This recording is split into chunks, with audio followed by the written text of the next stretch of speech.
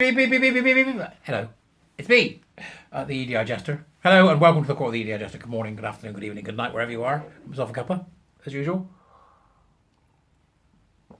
Oh, that'd be lovely, that'd be lovely. What was I rewatched the other night? Oh, not rewatched, Saltburn. Oh God, have you seen it yet? Oh my Lord. Oh my stars and garters. Saltburn. That's a thing, right? If you haven't seen it yet, that's a thing. I'm sure I mentioned this before, but I don't mind mentioning it again. But I did do a rewatch last night. I rewatched Interview with the Vampire, the original film. Brad and Tom. Oh, Mr. Darcy. My bustle was all amiss. The two of them were so handsome. So I'm really pleased about this particular set of tweets that I've got in my hands, because it comes from LGB Alliance, at Alliance LGB, who have done so much to make sure that the rights of gay people are looked after, okay? Because they are pro-gay and pro-women. That's the most important thing. You know, Bev, Kate, all the crew that are involved in the LGB Alliance, Malcolm, with his fantastic history lessons, which he gives us. So I'm very pleased to have this here. So before we begin, become Warrior Teachers, subscribe, share this please, buy me a coffee, send me a super thanks, usual stuff, right? So here we go. This was written before New Year's, but it's worthwhile us going through it. With 2024 fast approaching, here's a gallop through some of our work for LGBT people in 2023. Thank you so much for your support. It means the world to us. And if you can, donate to make a real difference for us and for all LGBT people next year. Okay? And it starts. In January, we made an official complaint to the United Nations about the independent expert for SOGI, and we successfully intervened at the ECTHR in Strasbourg to tackle violations of gay rights in Russia and 16 other states. And then what you'll get underneath that when you go and see, get yourself a cup of coffee and have a read. It's worth a read. They'll include the specific tweet that explains what they did at the time. So that one's from the 10th of January. That's an intervention there on an international level to make sure the rights of gay people are looked after. So that was in January. In February, we supported Eurovision Song Contest legend Tonje Gevevon, who was threatened with arrest in Norway for stating that lesbians are female. Our roadshow of live music and speakers travelled to Edinburgh, Cardiff and London. So two things there. First of all, the support of Tonje Gevevon, who was threatened with arrest in Norway because of this, for stating that lesbians are female. Isn't it unreal? Absolutely bloody unreal, right? So she was threatened with prosecution, and once again, you've got the tweet underneath there. So that's February. In March, we supported Denise Fami's harassment complaint against Arts Council England and wrote to the Minister of State for Development and Africa to express a horror at the brutal crackdown on homosexuality in Uganda. I remember doing a piece about that. The Uganda situation is complicated because they've been forced to look at the TQ, right? So the TQ plus caused all the problems, and the Ugandan just went, no, just hang them all. That's what happens. See, that's the extreme example. Mind you, I think that's it's the same continent on which we have the most extraordinary development going on that's moving us forward, and at the same time, any woman who's called a witch is forced to dig her own grave. So yeah, difficult one. That very difficult. Then we have that what March really did there was to expose the culture of harassment and homophobia within the Arts Council. In April, we launched our student network and celebrated Lesbian Visibility Week with LGBT Allies Cymru, right, in Wales.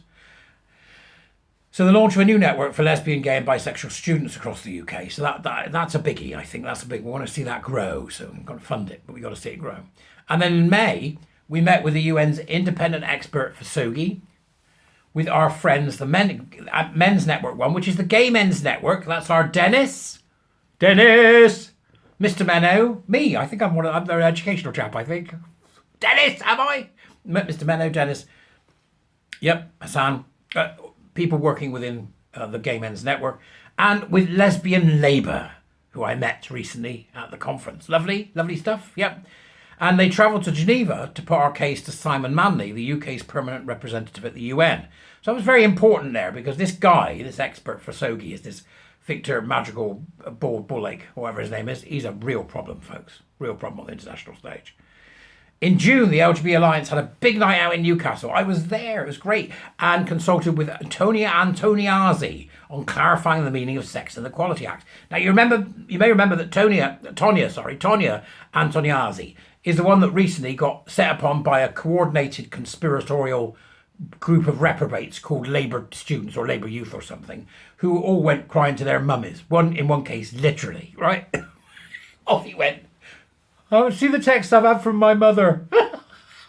Some 20-year-old bloke crying into his soup, right? So they worked with Tonya in order to clarify the meaning of sex and the Equality Act. They were name-checked at that point in the Westminster Hall, how far we've become in the debate on it. And Tonya has paid a price for her support. Labour, Tonya, Labour is a Labour supporter. And they went nuts, this Labour bonkers nuts. But you'll find it. It's on my Substack. There's a video about it somewhere. In July, the verdict everyone had been waiting for was announced. Mermaids and the Good Law Project had failed in their attempt to shut them down. Yes! That's what, Mermaids and the Good Law Project got a good stuffing in the courts.